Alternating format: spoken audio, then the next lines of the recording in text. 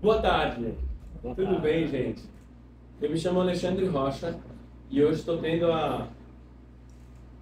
Eu precisei substituir a presidente Juventina Simões, porque ela, nessa tarde, pode muito bem ficar em casa e a gente toma conta de tudo aqui. Ela fica lá muito bem, continuando todos os trabalhos que ela está fazendo.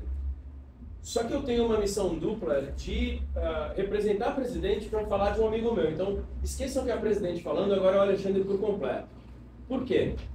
Porque a gente traz para cá um filho da terra, uma pessoa que não só cresceu num lugar, mas estuda sobre esse lugar em que nasceu, em que se fez, para piorar, na verdade, para melhorar. Vai cuidar de escola, vai ficar na pedagogia, vai tentar passar o conhecimento para frente, vai ajudar a fundar instituições, vai ser sócio efetivo no instituto. Leia-se. É uma figura que merece meu carinho e por isso que hoje eu fiz questão de poder anunciar a apresentação dele no que eu tenho construído de melhor, que é uma pequena audiência. O que é mais legal? Tem coisa que ele explica aqui que grandes pesquisadores que estão aqui agora ainda não sabiam, mas vão aprender com ele. Porque eu já teve hora que ele falou, não, não, não, dá uma olhada nisso aqui, que a gente tem outro caminho para entender esse assunto e realmente essa é a oportunidade que a Quinta Cultural traz para a gente toda semana. Então, com vocês, o querido Fran Galvão. Você pode me acompanhar. Boa tarde, gente. Boa tarde. Pouca gente, que eu acho que não precisa usar o microfone, não. A não ser que seja pelo. Isso. Então vamos lá, não tem problema também, não, viu? Já perdi. eu Já perdi muitos medos. O microfone é um. E a gente vai fazer uma palestra hoje sobre Vila Flor. Na verdade, Vila Flor é um município ali do litoral sul, onde eu moro. Então, é o município que deu a gênese a tudo aquilo ali. Eu moro em Canguaretama, né? Canguaretama é Vila Flor é Canguaretama, está tudo ali misturado. Pedro Velho, Bahia Formosa, Goianinha. A gente não tem como falar da história, e tem, né? Mas a gente está misturando tudo que fica mais fácil, certo? Então, a Vila Flor colonial, por quê? Porque eu estou falando daquela Vila Flor antiga, não a Vila Flor de hoje, certo? Claro que ela carrega toda uma bagagem histórica, mas a Vila Flor de hoje é bem diferente. Eu preciso, né, dizer que todas as vezes que a gente vai lá, a gente encontra um resquício da Vila Flor antiga, mas se a gente quisesse saber da Vila Flor antiga, é como se a gente quisesse desenterrar, porque essa Vila Flor colonial ela está sepultada. É um município legal, uma cidadezinha aconchegante, e que a gente vê a história sair do chão realmente, né? Com todo respeito, através do lixo que ficou da colônia, né? A gente encontra os pedacinhos da história lá no chão, a gente sai chutando assim e encontra o que sobrou daquela antiga Vila Flor. E aí a gente começa, né, sempre com, pelo menos eu gosto que a primeira referência aqui no Rio Grande do Norte são os franceses, né? Inclusive, eu acho que é algo que a gente vai precisar estudar melhor, porque existe uma história francesa no Rio Grande do Norte. Os franceses estiveram aqui e eu não sei por que essa história foi apagada. E aí o que é que a gente tem dos franceses? Do que restou dos franceses, a gente tem aí um mapa. Seria um mapa, mas ele é muito mais que um mapa. O Jacques Devaux de Clay tem um mapa que é atribuído a ele. Essa pessoa realmente existiu. Ele era da região de Dieppe, onde tinha grandes navegadores. E neste mapa não é simplesmente cartografia, ele traz várias informações sobre o Norte e Nordeste. Dizem que esse mapa foi feito porque, na época, os franceses queriam tomar desde a Bahia até Amazonas. Seria francês. E a expedição que viria para o Brasil para fazer essa conquista, ela foi desbaratada ali nos Açores. Foi toda organizada, mas antes de chegar no Brasil, a turma pegou e houve um conflito e se desmanchou ali mesmo. Bom, então, nesse mapa, ele coloca algumas coisas interessantes, né? Essa expedição seria em 1581, certo? E teoricamente, a primeira informação que a gente tem sobre Vila Flor, não Vila Flor, mas o que a gente chama da aldeia de Gramaceó ou Igramaceó, que está no mapa como Ramació, ou Ramaciote, né? Que existe uma família europeia com esse nome. Pelas minhas pesquisas, inicialmente, eu achava que seria francesa, mas eu encontrei os Ramació na Itália. Não deu para aprofundar, esse é um trabalho que exigiria mais tempo, mas eu também não posso dizer o seguinte: se na época os Ramació estavam na França ou na Itália, mas a família existe. E aí a dúvida no mapa, esse Ramació estava ligado a uma pessoa ou estava, né, o nome deturpado de Gramació? A gente até agora não temos certeza disso, especialmente porque as pesquisas sobre os franceses, especialmente do Nordeste, elas são pesquisas ainda incipientes. E no Rio Grande do Norte é muito, né, muito fraco isso aí. Eu acredito que nós temos, e eu chamo a academia para fazer isso, infelizmente a academia está distante disso, no sentido de chamar a universidade para dentro né, das disciplinas, termos esse contato maior com pesquisadores que queiram, né, descobrir algo sobre os franceses aqui no Rio Grande do Norte. E aí, é a primeira informação que a gente tem sobre Gramació, que a princípio era Gramació. A Gramació seria realmente uma aldeia ou o nome do lugar devido ao rio que se chama Gramació. Também ainda há uma bruma sobre esse questionamento. Eu sou bem claro também dizer para vocês, não vou inventar aqui coisas que não existem.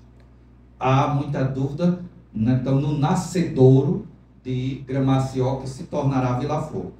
E a gente tem esse contato dos franceses na região, que o próprio Gabriel Soares de Souza, em 1587, na mesma época, ele informa que as naus francesas iam para a região de Bahia Formosa, e dali eles adentravam, exatamente por Barra do Cunhaú, é que vai dar em Vila Flor. E aí a suspeita que seria o primeiro contato dos franceses aqui nessa região seria com os indígenas de Gramació. E aí a gente vê essa região aqui, onde está o quadradinho, é exatamente Bahia Formosa, Barra de Cunhaú, uma de um lado, outra do outro, no rio Curimataú, e a região de Vila Flor fica aí, bem próximo aqui a Canguaretama, certo? E a gente tem a primeira sesmaria de 1601, tem mais sesmaria da região? Tem, mas essa que eu consegui, talvez seja realmente a mais antiga. E aí ela é dada ao vigário de Natal, né? Gaspar Gonçalves da Rocha, com o objetivo de catequizar os nativos que por acaso ainda encontrassem nesse local. Então, que por acaso, se tivesse indígena naquela região, o padre iria lá catequizá-lo. Para isso ele pede a sua sesmaria. É claro que a gente tem que ver aí uma porção de interesses também, certo? Mas sem querer me aprofundar muito, eu acho que a mensagem está clara. Quando ele diz, né, os nativos que por acaso ainda se encontrassem lá. Ele está dizendo que existiam nativos ali e aconteceu alguma coisa que esses nativos ou foram massacrados, ou foram expulsos, ou saíram por conta própria, mas há, isso aí que é a suspeita que eu tenho dessa época, que acontece o quê? Esses nativos tinham um contato muito forte com os franceses, e quando os ibéricos chegam, não quero vocês aqui, vou eliminar, porque vocês tinham contato com os franceses. Então, houve realmente uma guerra já nessa época de eliminação, e a gente vai perceber isso aí. Eu estou dizendo, a gente vai perceber. Se foi realidade, eu não posso afirmar. Por quê? Porque a gente não tem nenhum documento. Mas a história é a história contada e a não contada. E a gente está aqui muito mais pela não contada. Felizmente, o século XX trouxe outras formas de pesquisar e de interpretar a história, e a gente tenta fazer isso além dos documentos. Os documentos são muito importantes, mas a gente tem que ir além do que o documento diz, se quisermos entender a história como ela foi. E aí ele fala aí que a sesmaria começava na foz do rio Curimataú, em direção ao norte e ao oeste, né, pela margem do rio, que é exatamente o rio Curimataú. Se você pegar a margem norte, é a região que é Barra de Cunhaú e Vila Flor. E aí é uma região que na época não era boa para a agricultura. E ele cita no mesmo documento que houve, no caso em 1614, quando vai se rever todas as sesmarias, vou dizer que essa sesmaria foi abandonada porque teve uma seca e não teve condição, os colonos não tiveram como se fixar. Por incrível que pareça, não há seca já aqui na beira da praia. E aí a presença ibérica. Passamos da presença francesa para a presença ibérica, certo? Entre 1597 e 1634, não há relatos claros sobre essa aldeia. Não tem. Pelo menos eu não encontrei. Não estou aqui duvidando que existe. Se existir, eu quero muito saber. Quero muito saber. Mas a gente não tem, nesse período aí, o que é esse período? Esse período é quando os ibéricos chegam. Eu digo os ibéricos por quê? Porque a capitania ela foi retomada, tendo à frente os espanhóis, junto com os portugueses, claro. E aí, Diogo de Campos Moreno, que em 1612 ele indica a existência de 16 aldeias na capitania, mas ele não encontrei, ele especifica nenhum. Quais seriam? E a gente não tem relatos da existência da aldeia de Gramació nessa época. Então, provavelmente ocorreu uma perseguição forte contra as aldeias que mantiveram contato com os franceses.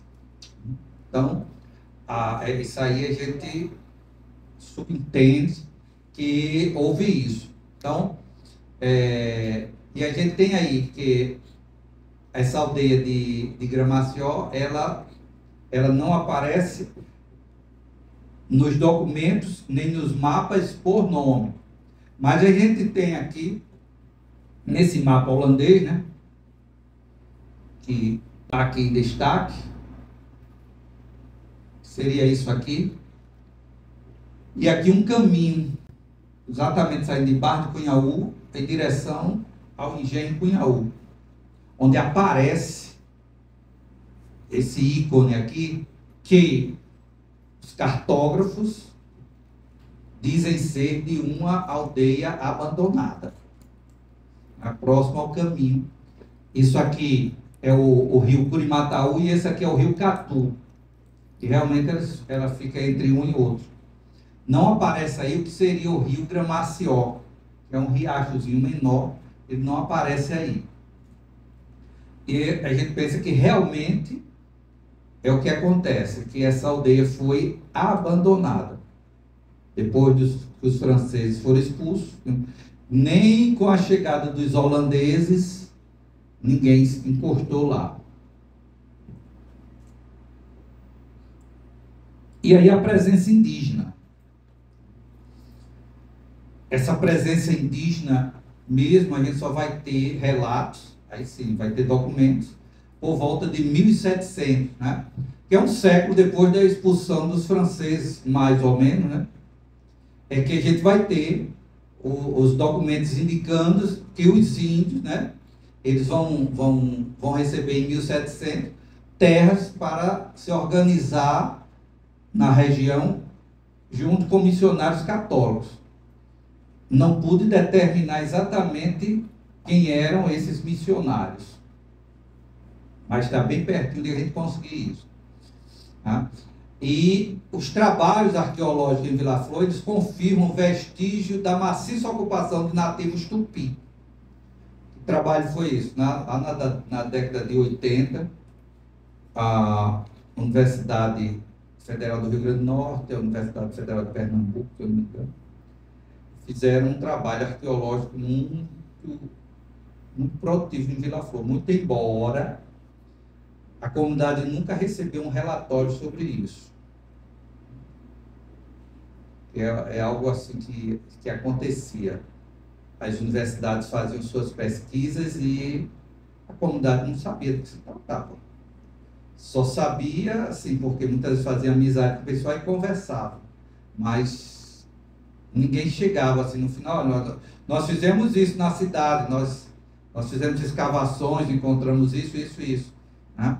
E aí eu encontrei um resumo de um relatório e nesse resumo ele diz que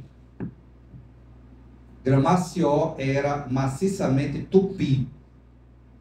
Muito embora a gente tenha, nesse contexto aí até do ano, entre os anos da Guerra dos Bárbaros, a gente tem relatos que os índios do sertão foram trazidos para essa região, inclusive que seria para Vila Flor. Só que a pesquisa arqueológica, ela diz bem clara que não há nada conclusivo da ocupação dos indígenas do sertão, né, dos tararius, etc. A gente tem o relato do rei Canidé, que teria vindo para Vila Flor, né, com a tribo. É claro que a gente acredita que ele veio, mas foi um tempo curto e que não deixou marcas suficientes para que a arqueologia atual tire alguma conclusão. Então, era realmente uma tribo tupi, sem dúvida. Então, outras culturas indígenas lá é raro e inconclusivo. E aí a presença carmelita. São os carmelitas que vão fazer a famosa missão de Gramació. É engraçado quando a gente chega lá em Vila Flor, e eles não têm culpa disso, se tiver alguém de Vila Flor aqui, não estou falando mal, né? Mas a gente chega lá e diz, não, aqui eram os jesuítas que eles vieram e os holandeses construíram essa igreja, né? É muito interessante assim como ficou, e é difícil tirar da cabeça das pessoas. Eu não discordo, eu converso com ele, mas é muito difícil isso, porque você precisa de tempo para conversar e a pessoa entender como foi isso. Que a gente já está aqui 50 anos depois dos holandeses e não tem nenhuma igreja lá construída. Mas assim, como se criou essa narrativa, que aliás é uma narrativa que pega o Rio Grande do Norte todo, né? E quase tudo aqui do período colonial foi construído pelos holandeses, né? Até a gente fala, os fortes de Reiswag, eu já fui lá, foi os holandeses que construíram, né? A ponte de Igapó, foi os holandeses que construíram aquela ponte de Igapó. Primeiro fizeram do trem, depois fizeram para passar os carros, né? Então, assim, isso é muito forte e a gente não vai conseguir desarrumar isso de uma hora para outra, né? Então, também eu não vou contestar, porque senão você vai ficar, né, brigando com aquela pessoa o resto do dia. E aí eu vou passando devagarinho, depois a gente vai tentando refazer isso, tá bom? Mas aí essa presença carmelita, ela foi muito importante.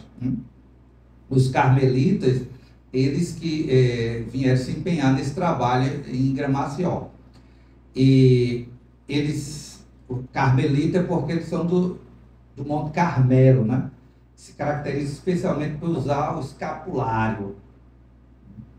E o Monte Carmelo é lá em Jerusalém, né?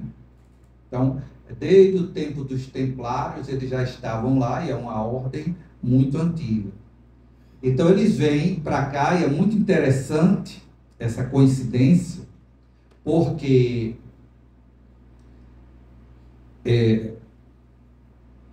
a matriz de Vila Flor é Nossa Senhora do Desterro, né? E os carmelitas, quando eles chegam em Pernambuco, é dado a ele a igreja de Nossa Senhora do Desterro. E outra coisa bem legal, que eu já falei aqui em outra oportunidade, é que o dia de Nossa Senhora do Carmo é o dia 16 de julho. Dia 16 de julho é o mesmo dia do massacre em Cunhaú. E aí, essa tradição dos santos de Cunhaú foi fortalecida por esses carmelitas aqui, porque era o dia deles, dia 16 de julho. E aí, Nossa Senhora do Carmo, essa aí, né? Os carmelitas chegaram no Brasil em 1686. Eles deviam ter ido para a Bahia, mas por um acaso ficaram, né, em Recife e Olinda, em Olinda mais especificamente, para cuidar do doente e receber a igreja de Nossa Senhora do Desterro.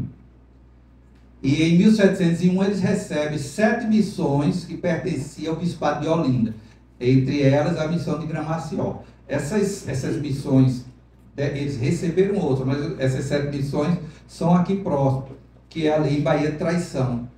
A Baía da Traição, naquela região, que é muito próximo a Canguaretama, a Baía Formosa, e havia todos índios tupis, e sempre houve, hoje especialmente com o Catu em Canguaretama, uma transição ali de índios que iam para lá e para cá.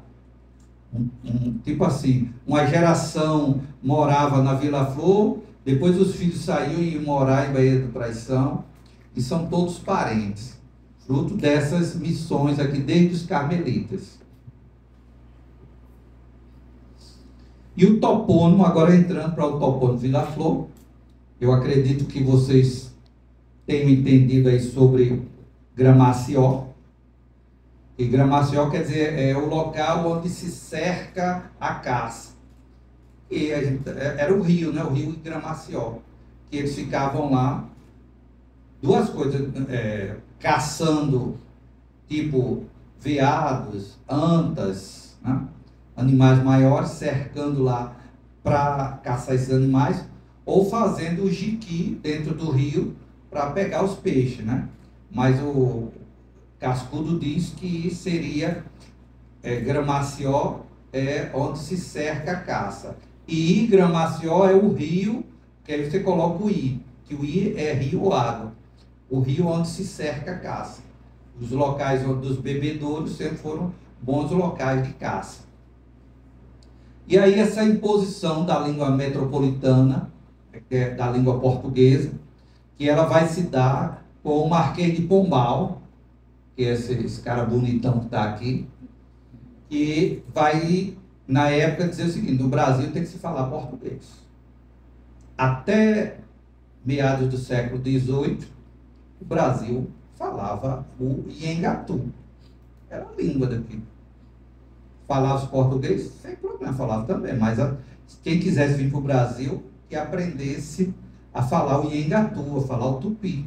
Era a língua geral.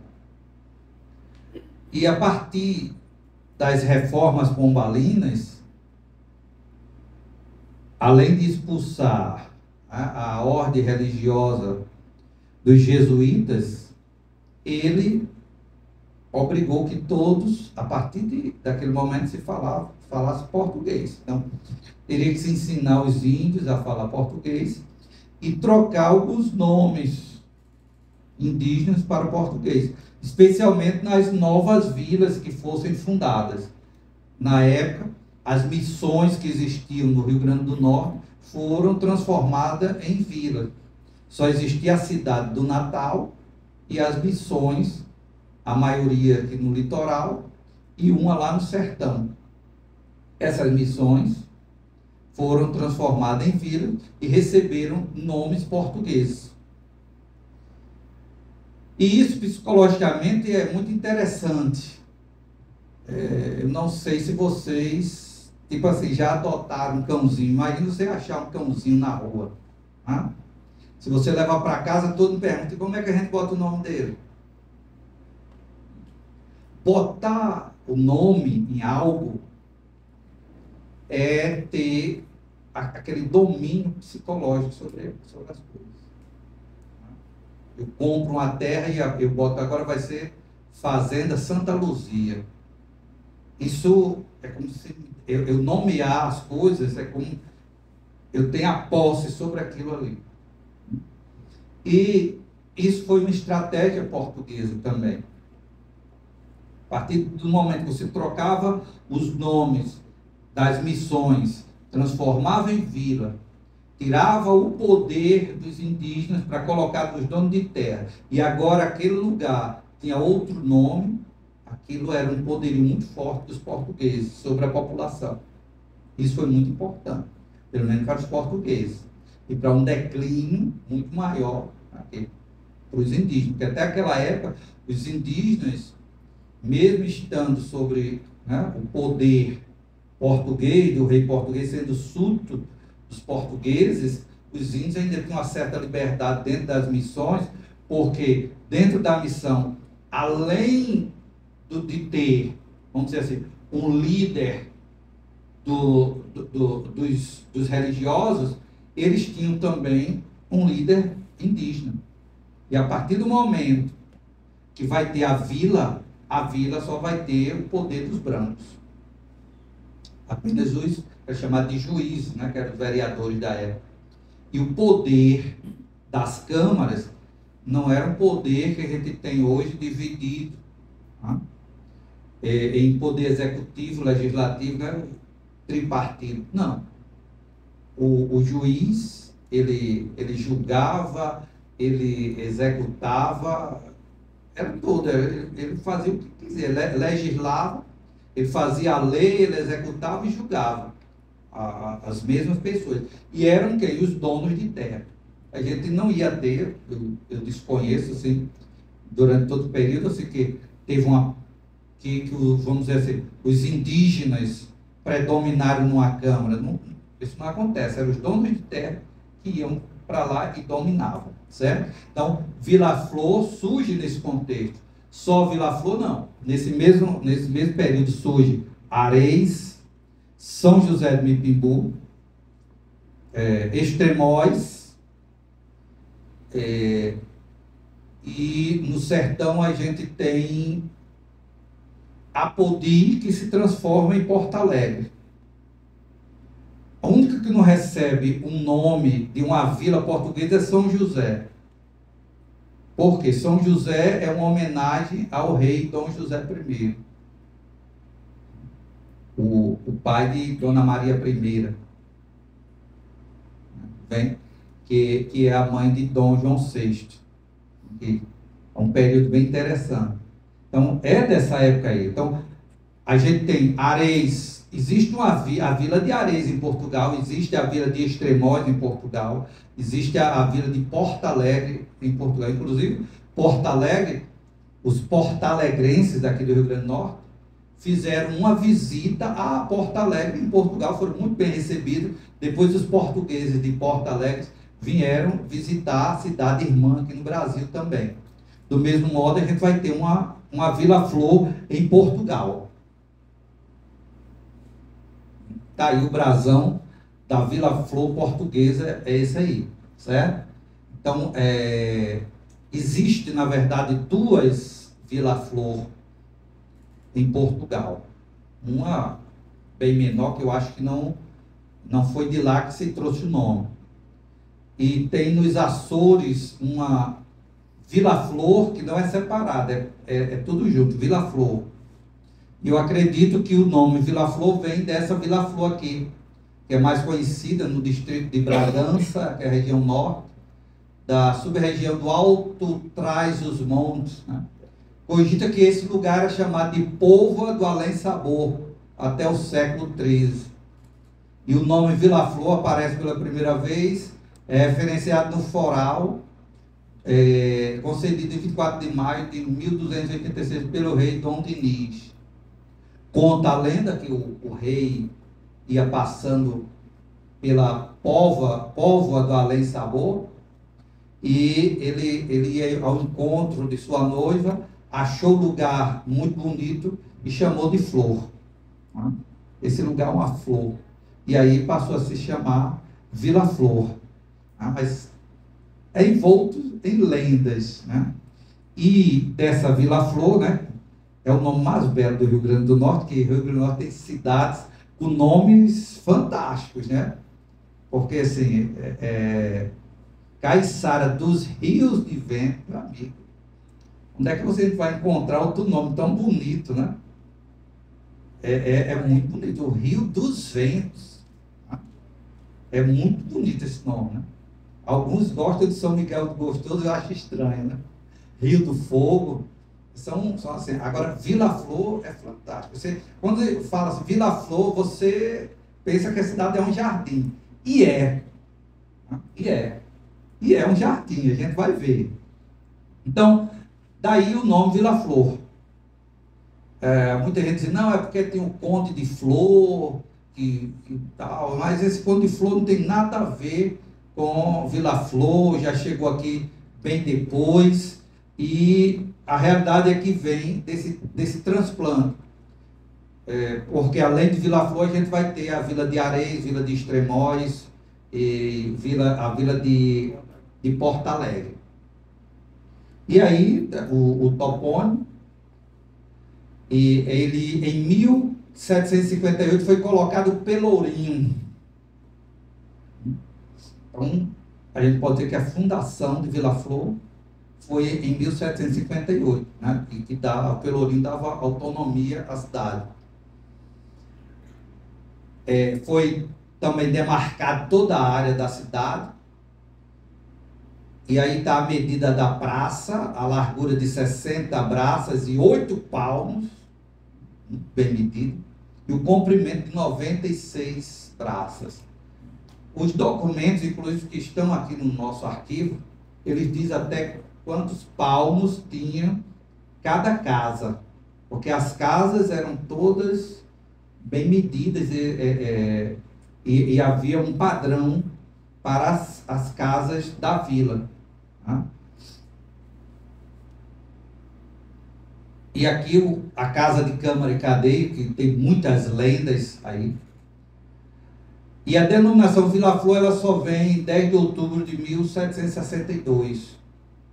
E aí fica essa... Não, mas Vila Flor foi de 1758 ou de 1762. Não, em 1762, ela passou a se chamar oficialmente de Vila Flor. E tá aqui, foi destinado o terreno que servia para a casa de Câmara e Cadeia, que ela tem aí 60 palmos de frente, tá ali, certo? Como é quadrado, é 60 por 60 palmos, era contado em palmos na época. E as casas, né, os terrenos para cá, teria 30 palmos de frente e quintais de 100 palmos. Então, Foi todo dividido, foi feito não só a vila, mas foi dividido isso para os moradores, certo? E uma salina no rio Curimataú e outras terras fariam parte do patrimônio da Câmara de Vila Flor. E a gente vai perceber a importância, né, incrível do sal para Vila Flor. E aí o que a gente tem lá, né? Isso aqui a gente encontra em Vila Flor.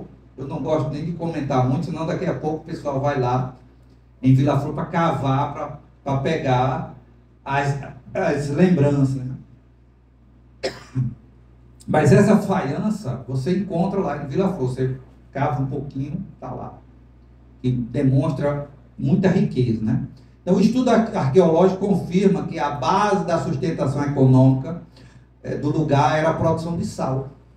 Então, Vila Flor não era cana-de-açúcar, por estar ali o engenho Cunhaú próximo, mas a vila era sustentada pelo sal, que é algo bem interessante e pouco discutido na nossa historiografia. E a riqueza material encontrada no lugar inclui porcelanas orientais, está aí uma foto, que dá mostra da prosperidade da vila, a qual, em virtude de querelas locais, teve sua sede transferida em meados do século XIX, que é quando Vila Flor vai ser extinta e surge Canguaretama. Coincidentemente, são duas coincidências, né?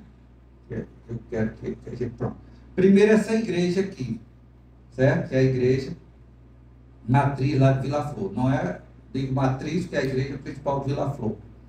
Que a matriz é Canguaretama porque é Nossa Senhora da Conceição, que é paróquia de Canguaretama e Vila Flor. Tá? E é muito interessante que esta igreja aqui ela foi inaugurada em 1745, 100 anos depois do morticínio do Cunhaú. Né? Foi o centenário, certo? E a gente tem aqui, partindo de que Vila Flor foi fundada em 1758, ela foi extinta em 1858. 100 anos também, né? Duas coincidências interessantes para a gente perceber. E ela, no caso, vai desaparecer para dar lugar a Canguaretama. Canguaretama é a herdeira histórica de Vila Flor. Né? A paróquia e a administração municipal que eram em Vila Flor passa a ser Canguaretama. Certo? E aí, Canguaretama, no momento, ela surge que é dominada pela cana-de-açúcar, que é a metade, durante a passagem, né, na primeira metade do século XIX, e os engenhos estavam muito em alta, e o sal já não tinha essa grande importância para a região, talvez por isso, né? O sal volta a ter importância em Canguaretama no final do século XIX, início do século XX. O sal vai ter muita importância até chegar aos anos 60, com a mecanização do sal na região norte do estado, né? Principalmente Macau e Areia Branca. E aí a produção de sal dessa região sul aqui, inclusive Natal, que tinha várias salinas. Bem aqui de frente era a Salina Floresta, também acaba. Por quê? Porque devido à mecanização e as condições climáticas de Macau, Mossoró. Então, basicamente, gente, era isso aqui que a gente tem sobre Vila Flor, tá? Desmistificando algumas coisas, eu dividi nos períodos que a gente tem, né? Período francês, o período ibérico-holandês e período português. E aí, esse período que a gente viu é a Vila Flor colonial. E por incrível que pareça, em alguns períodos coloniais, essa Vila Flor foi maior do que a Vila Flor, que é município atualmente. Claro, o município de Vila Flor hoje já tem cerca de 4.000 habitantes, né? já cresceu um pouquinho, mas em certas épocas a gente chega à conclusão que a população de Vila Flor, da colonial, chegava a 3.500 habitantes, que era uma população bem considerável, né? E se a gente fizer a relação com a Vila Flor do século XX, em algum momento a Vila Flor colonial teve uma população maior. Mas basicamente era isso que a gente tinha, o tempo não dá, é um período muito longo, né? E é isso que eu tenho para vocês. E abrindo, porque já são 17h40, né? A gente tem 20 minutos de perguntas e questionamentos, tá bom? Fiquem à vontade. Tem aqui, quem é de Vila Flor aqui? Ele chegou de Vila Flor, né? Obrigado aí pela presença, viu? É o exército de um homem só, mas veio. Como é que funciona a pergunta agora, tá, pessoal? A gente anuncia o nome porque está gravando só o Galvão. Então você se identifica e depois faz a pergunta. Então, por exemplo, no meu caso, Alexandre Rocha. Galvão, eu estou super curioso, a minha memória não está deixando, mas pelo caminho, eu acho que o Costa chega a passar em Vila Flor, então. Ele vai estar passando ali em 1810. Eu não estou lembrando se tem algum relato no Costa. O Coster, ele... Você agora me pegou, viu? Me perdoe. Desculpa. Não, mas eu... Foi na maldade, foi Não, isso não, sem problema. Será que você lembra? É porque eu estava em Cunhaú, quando ele passou, e eu não perguntei.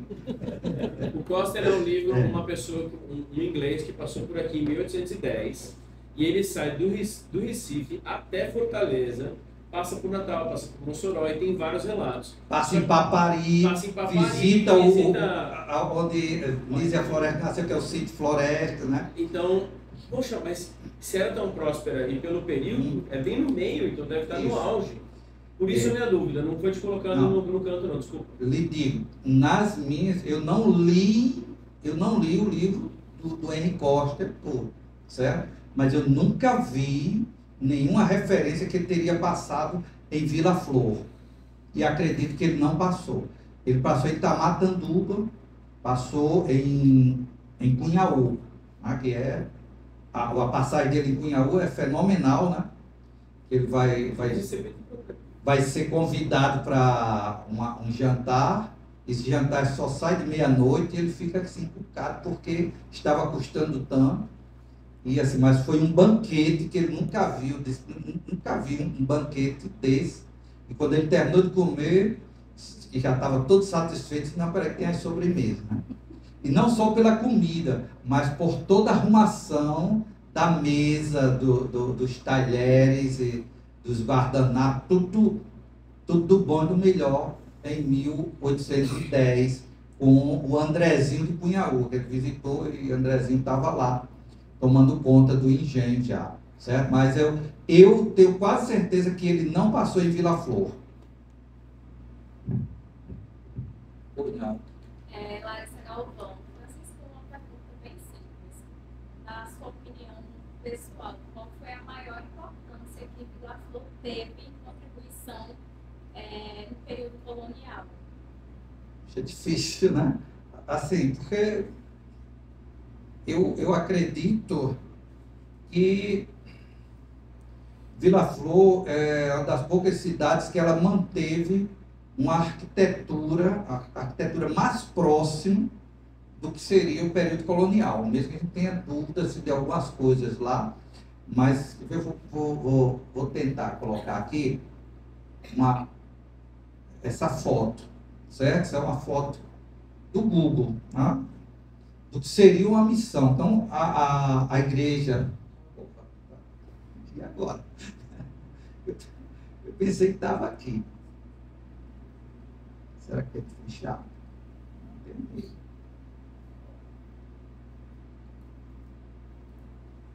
Uma foto. Eu vou tentar mostrar aqui. Pessoal, aqui. Está aqui, Vila Flor. A igreja está ali, ó. Certo? Então você tem esse espaço todinho, que é Vila Flor. Aqui está a casa de Câmara e Cadeia. Então, essa esse desenho urbano, ele ficou. Vila Flor manteve, que a gente não vai encontrar nas outras vilas do Rio Grande do Norte. Talvez você encontre algo parecido, mas São José não tem. Você perdeu isso, São José. Você vai encontrar Porto Alegre, ainda tem a Casa de Câmara e Cadeia. É isso? Eu acho que são as duas únicas que existem, é Vila Flor e Porto Alegre. Mas Porto Alegre perdeu essa coisa assim. Então, quem quiser se sentir numa cidade colonial no Rio Grande do Norte, eu acho que é Vila Flor, né?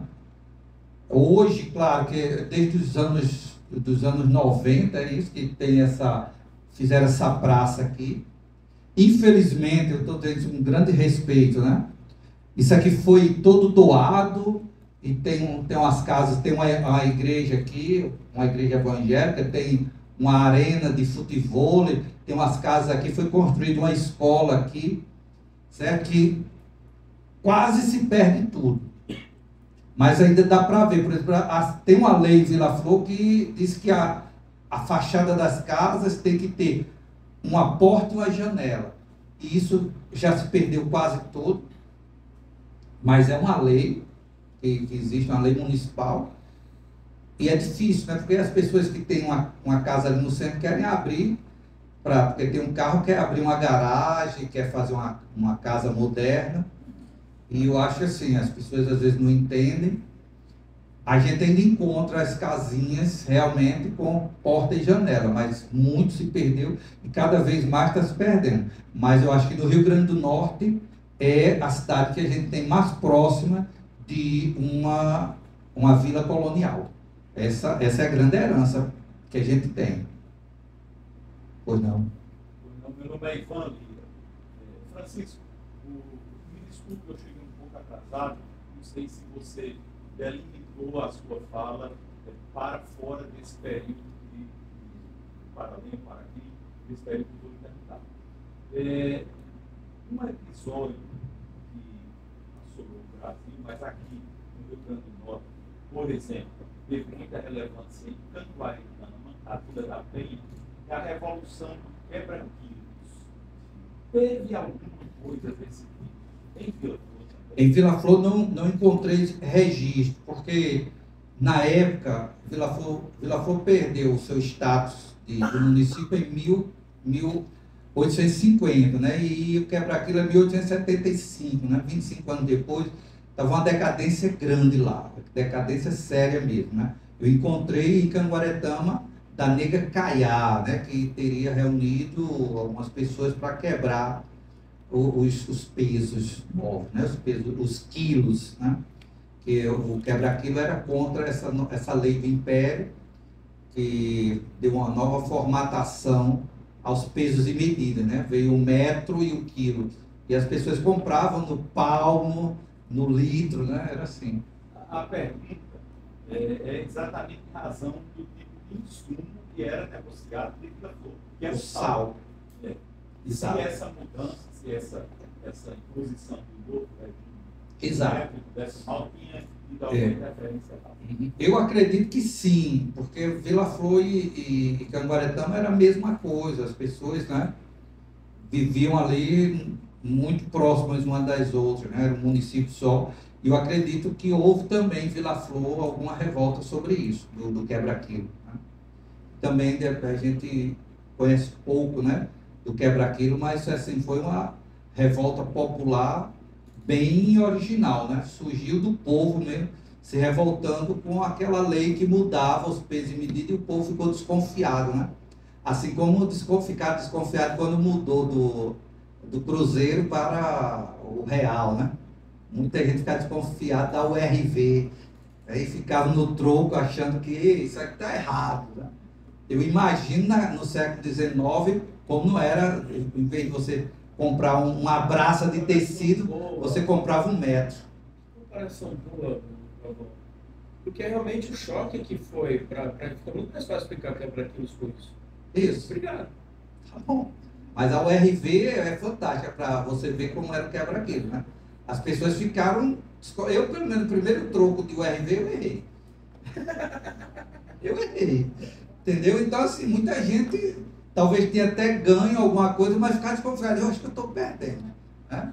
Então, assim, o trabalhador que ganhou em URV, ele ficava assim, ficava olhando o salário dele, desconfiado com alguma coisa. Então, a mesma coisa você, que era acostumado a comprar 1 litro de farinha, uma agulha de farinha, né? Não, agora é 1 quilo. E aí ele perdia essa noção. Né? É uma arroba de carne, essa coisa, tudo. Então, se perdia a noção. É muito interessante isso aí. Mas eu acredito que houve. Agora, os registros eu não encontrei de Vila Flor. Mais alguém? O povo educado. Bom, muito obrigado. Quando sai seu livro sobre Vila Flor? Eu tenho um livro sobre Vila Flor, está prontinho, né? É só fazer uma revisão, porque a gente precisa rever algumas coisas, porque esse livro está pronto desde 2010, mas é o nosso mercado literário, né? É difícil você fazer um livro onde o comércio vai ser para uma comunidade de 3.000 habitantes. Né? Nessa comunidade, quem vai se interessar em comprar um livro da sua história? Eu sou, né, bem aberto quanto a isso, mas o livro está pronto e o mercado seria para lá. Eu vou trazer aqui, vou lançar em Natal o livro sobre Vila Flor. Por que não? Por que não? Tá tudo bem. Mas está prontinho, falta só uma revisão e uma pessoa para fazer o prefácio. Falando sobre tudo isso aí. Que a gente pode fazer aí para 2028, que vai ser lá para frente. Mas assim, a gente tem um mercado, o nosso mercado de obras no Brasil todo, ele sofreu um impacto devido ao Enem, né? Hoje você escreve e, assim, quem comprava alguma coisa da história local eram os estudantes que iam fazer o seu vestibular e todo mundo queria um livro de história do Rio Grande do Norte. Quem fizer hoje um livro de história do Rio Grande do Norte tem pouco espaço no mercado, né? Infelizmente, porque não se estuda mais história do Rio Grande do Norte, a não ser uma disciplina específica do curso de História da universidade. Então, assim, é pouco outra coisa. Quem é que vai hoje ter literatura do Rio Grande do Norte, né? Um livro de literatura do Rio Grande do Norte. Também não se estuda mais isso, é pouco divulgado. Geografia do Rio Grande do Norte. Inclusive de literatura do Rio Grande do Norte, se alguém for fazer um estudo, vai ter uma surpresa muito grande. Né? Porque aqueles do século XX, né? Os grandes escritores do século XX ficaram para trás e a gente vai ficar repetindo sobre ele e a gente não tem os novos. Quem são os novos escritores? Quem é que está vendendo livros no Rio Grande do Norte? Quem são, né? A nova literatura do Rio Grande do Norte? Quem são essas pessoas? E a gente está muito perdido nisso. Por quê? Porque o Enem, a gente só estuda de quem é da Academia Brasileira de Letras.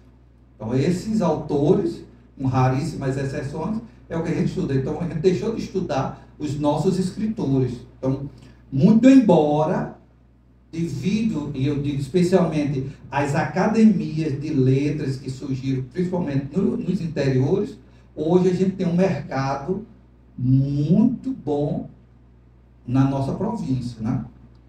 E quem quiser saber disso é só ir lá, por exemplo, na Offset, que tem dois livros por semana sendo publicados lá. Mas tudo sem visibilidade. A gente não sabe quem são essas pessoas. É uma coisa escondida. Pois não, pode falar. Eu sou medicina, formada em 90, em História da UFRN. E eu vim ao Instituto a semana passada e eu olhei para a minha amiga que também é formada em História há muito tempo, mais velha que eu, né?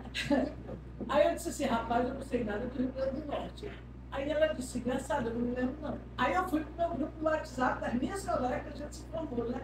Ela disse, gente, o que é que vocês sabem de história do RN? Eu não sei não, eu estou tentando me lembrar. quem foi o professor, porque, gente, eu sei o nome dos meus professores, tá?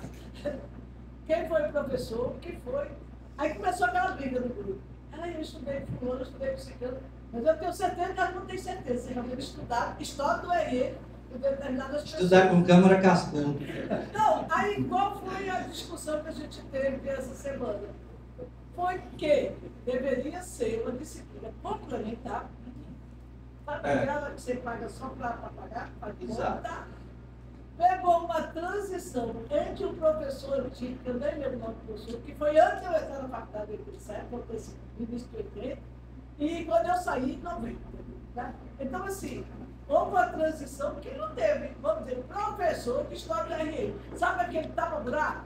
Digamos, eu formava de história, fui dar aula em Banho Luiz. Aí me deram tantas aulas de história e algumas de geografia. Diga, se a pessoa sabe geografia. Entendeu? Então a gente ficou nesse buraco do nosso currículo, que eu vou dar uma olhadinha, se eu estudei história da RE ainda. Mas assim, que faltou isso no meu curso de história. Isso. Quem fecha esse ciclo de história do Rio Grande do Norte é Coquinho e Marlene Matos, né? Eles são... Marlene Matos é da Xuxa. Marlene Matos. Não, peraí, a professora Marlene foi minha professora, mas não foi de história do Rio Grande do Norte. Isso, mas eles foram os últimos grandes livros de história do Rio Grande do Norte, assim, que tiveram grandes discussões, que as pessoas ainda estudaram por ele, né? Fora isso, você vai pegar Rocha Pombo, Tavares de Lira e Câmara Cascudo, né? Aí me permita trazer um livro maravilhoso, que eu acho que ainda tem no Sebo Vermelho, História do Rio Grande do Norte, do Sérgio Trindade. Sérgio Trindade, perfeito. Que para mim, é o último de todos o que último, saiu. Tem o da Denise. Sérgio Trindade, o livro dele é maravilhoso, porque os outros são muito bem escritos, mas Sérgio veio com uma poética linda. Isso. Antes de mim ou depois? Sérgio é mais recente e é ligado ao IFRN, não é ao UF, né? É do Instituto Federal do Rio Grande do Norte. Ele já vem numa modalidade um pouco diferente, realmente. Porque eu posso estar muito desatualizado também, né, gente? Não, todos nós estamos desatualizados. Porque a escrita da história, ela está sempre sendo refeita. Esse livro que eu fiz em 2010, por aí, de História de Vila Flor, eu tenho que rever todinho se eu for publicá-lo novamente. Já a segunda edição. Entendeu? Eu já vou ter que atualizar o livro que eu nem publiquei, né? Por quê? Porque exige isso, tá certo? Então, assim, nós precisamos de um novo escritor da história do Rio Grande do Norte? Sim. Porque atualmente eu confio também no Sérgio Trindade. Para mim é ótimo o livro dele, é bem atualizado para as questões atuais. Isso não quer dizer que o livro de Cascudo não presta mais, né? Mas estou dizendo, para as questões atuais está muito bom. Muito bom. Agora, para nós que pesquisamos, precisamos ir para Tavares de Lira, Rocha Pombo, né? Até mesmo Ferreira Nobre, né? Precisamos ver todos, tá bom? Eu acho que chegou a hora já, né? A gente tem que terminar às 18 horas. Eu vou passar aqui para Matheus. Boa noite. Eu tenho para mim que a minha missão é a mais difícil, porque é fazer o papel de Renan, que é encerrar a discussão na hora. Mas, graças a Deus, a gente teve um grupo aqui bom nas discussões. Queria agradecer ao professor pela aula, né? A palestra foi uma aula hoje. E queria pedir para vocês, certo? O Instituto está sempre aberto à visitação. Todas as quintas a gente tem evento. Mas eu queria pedir para vocês algo que nem todos fazem, que é assim que chegar, e agora na saída para quem não fez, que é assinar nosso livro de visitação. Porque é assim que a gente tem a noção do público que frequenta a instituição, né, faz uma devolutiva ao público sobre quem frequenta a instituição. Então, queria agradecer a todos e uma boa noite. Obrigado.